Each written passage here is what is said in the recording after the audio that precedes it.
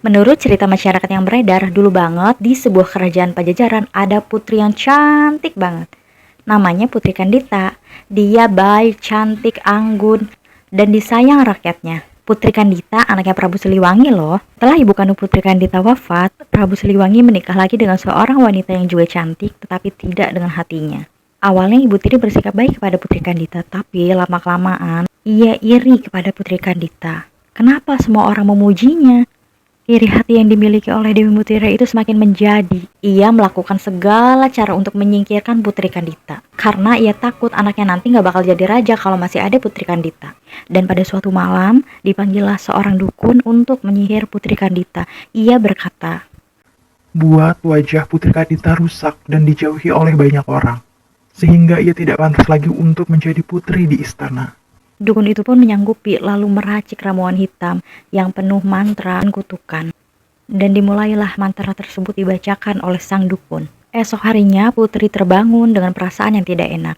Saat ia melihat cermin, ia kaget sejadi-jadinya bahwa wajah yang tadinya mulus, bersih, lalu berubah menjadi bintik hitam, berbisul, bau, dan ketika dicuci pun tidak hilang sama sekali. Ketika diobati, bukannya sembuh malah semakin menyebar ke leher, ke badan, dan ke seluruh tubuhnya.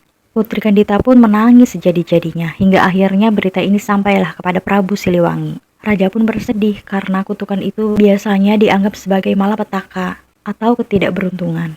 Hingga akhirnya, sang raja atau Prabu Siliwangi menyuruhnya untuk pergi dari istana dan berkata, Pergilah anakku, semoga takdirmu membawa ke jalan yang lebih baik. Putri Kandita pun berjalan sendirian. Yang tadinya di istana, semua serba dilayani. Hingga akhirnya ia berjalan sendiri, tanpa bekal, tanpa pengawal. Ia berjalan menyusuri gunung, sungai, naik turun bukit, lewati lembah, hutan, dan ia bingung harus kemana. Sampailah ia pada suatu tempat yang sunyi dan indah.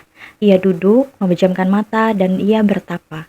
Lalu dari langit berbisik, Putri Kandita, pergilah ke selatan dan turunlah ke laut sana. Di sanalah kesembuhanmu berada. Di sanalah kau akan menemukan takdir yang lebih agung dari sekedar putri di darat. Lalu Putri Kandita terbangun dari tapaannya, dan tanpa ragu ia lari atau berjalan ke arah selatan, menuju pantai yang ombaknya bergemuruh sangat keras. Saat itu ia memakai baju berwarna hijau jamrud. Itu adalah warna baju kesukaannya Putri. Saat tubuhnya menyentuh air laut, ajaibnya bintik hitam dan semua luka yang ada pada tubuh dan wajahnya Putri menghilang seketika. Satu persatu menghilang, dan wajahnya kembali seperti semula. Putih, bersih, mulus. Bahkan Putri menjadi sangat cantik daripada sebelumnya. Ditambah ada cahaya kesaktian yang memancar dalam tubuhnya. Dan air laut seolah membuka jalan untuknya. Di dasar laut ia menemukan istana yang sangat megah, berkilau. Istana itu terbuat dari karang dan permata. Dan di sanalah ia bertahta sebagai penguasa Laut Selatan atau yang kini disebut Nyai Roro Kidul. Jadi gitu beb ceritanya. Nah, kalian tahu nggak kenapa ada larangan soal baju hijau ke pantai selatan? Kalian pasti denger kan tentang itu, nggak boleh pakai baju hijau kalau ke pantai selatan. Nah, ada ceritanya. Jadi gini ya. Kalau menurut mitos, jadi Nyai itu suka banget sama warna hijau. Jadi warna hijau itu kan kesukaan Nyai. Nah, kalau ada yang pakai baju hijau ke Laut Selatan, dia akan memanggil yang pakai baju hijau itu untuk ke pantainya atau untuk ke istananya. Katanya gitu.